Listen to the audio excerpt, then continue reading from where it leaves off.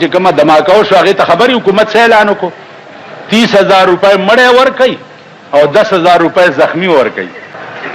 حکومت ورته دا اعلان وکړو 30,000 روپۍ چې کوم مړی دی هغه له 30,000. لعنت په هغه چا زما زوی او زما رور او زما ښځه او زما بچي به په بم کې والوځي، زه به 30,000 روپۍ علم زما په اوومې پیړۍ دې نالتي. خدای دې زما کور روان کي چې زه به 30,000 روپۍ باندې خپل مړی خرڅوم. دا هغه شرمېدلی قوم دی، دا هغه ذلیل قوم دی.